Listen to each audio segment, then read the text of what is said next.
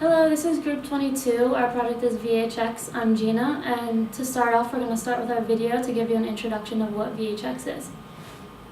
A lot's changed since the dawn of moving pictures. We've seen countless inventions that have expanded the bounds of storytelling. Innovations that have changed the way stories look, feel, and sound, even why stories are made. But recently, we've seen a revolution. It's not just the plummeting cost of production.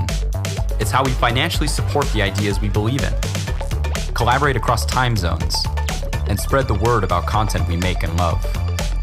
Audiences' expectations have evolved too. Screens have multiplied, theaters are mobile, and box offices never close. Technology has changed our entire relationship with entertainment, bringing makers and their audiences closer together than ever before. But distribution is still stuck in the past. Tangled up in a model that profits off restriction, old media has been slow to embrace what's possible. Instead, they impose old limitations on a new landscape, leaving viewers frustrated. On top of that, traditional distribution deals force artists to give up their rights and accept lopsided terms, leaving filmmakers with less creative and financial freedom.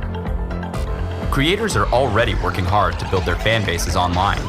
We need distribution tools that enable filmmakers to nurture those connections. We need to respect that audiences want to watch films without old-fashioned restrictions.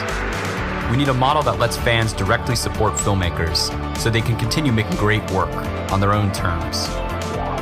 When we embrace technology, we give artists more leverage and more opportunity to flourish. When creativity isn't restricted by the past, we empower the next generation of filmmakers.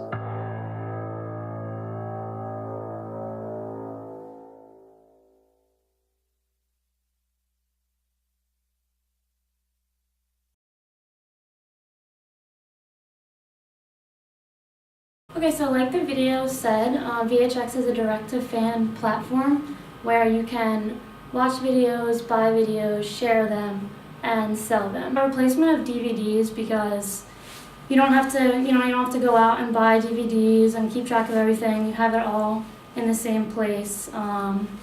And like I said, you can share, watch, and do all that all on the same website. So some of the specifics, it's set up similar to a social media site, almost like Twitter, where you can follow other people, you can see what they're posting, you can comment on what they're posting, and you can do all of those things. So it's kind of helpful. You can see what everyone else is watching, what's good, what's not good, and it's really helpful to kind of find out what you want to watch. And some brief history and statistics. It was created in March 2011 in Brooklyn, New York.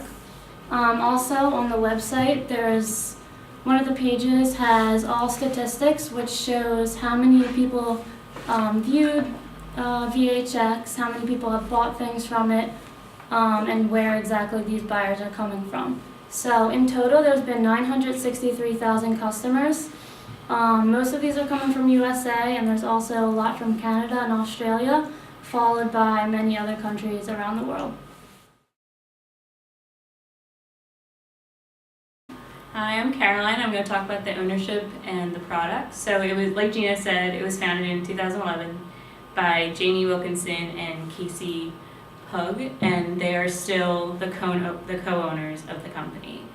And there's also a variety of investors in WebX, including some big capital firms like Union Square Ventures and Lehrer Ventures, and then also individuals like Matthew Mullenweg, who is actually the creator of WordPress, which is another big well-known. So VHX is a platform for sharing videos. So it provides services like for design, and then also it helps people with the social media integration to help just get their videos out. And the people that create content that want to have it shared, they work closely with all the people from VHX to get their videos out there, and that's the main product that VHX provides.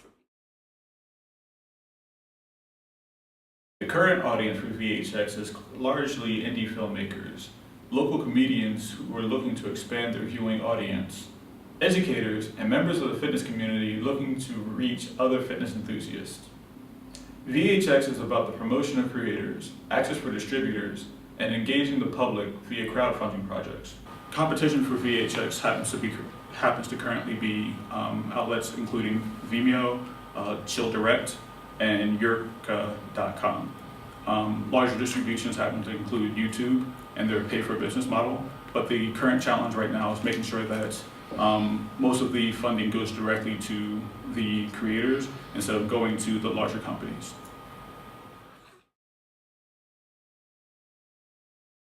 This is Eric Caballero, and I'm presenting about the supportive technology of the VHX. VHX requires no money or a subscription for their service. They are strictly a revenue-based service, which means whenever you make money, they make money. Based on that, VHX is great for new and up-and-coming filmmakers. If a customer is interested in selling physical merchandise like DVDs, VHX offers VHX allows you to integrate them with another company that sells physical merchandise.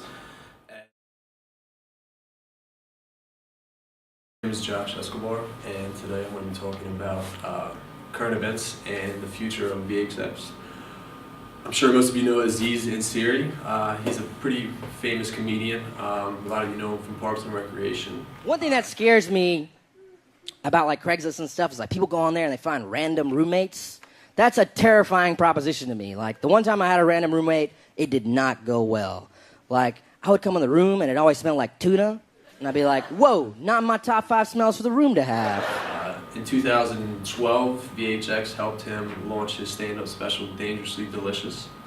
Also in 2013, IndieWire, which is probably the leading source of information on independent films, named VHX to their influential list of 2013. As for the future, direct-to-fan distribution is now and probably will continue to be the most chosen way for artists to put out their work, their movies, music, that sort of thing. Because that it has such a user-friendly interface, it allows these artists to easily share their work, making it probably the most desired thing for artists to use in the future. Alright, so now we have a couple discussion questions that we wanted to ask. The first one is, where do you think VHX will be in the next 3 to 5 years? Do you think this business method is profitable long term? Do you find this platform comparable to more mainstream outlets like iTunes or SoundCloud? Would using this media model be scalable to other forms of media like music or visual artists? And what are the statistics of artists using this platform and becoming a recognizable name?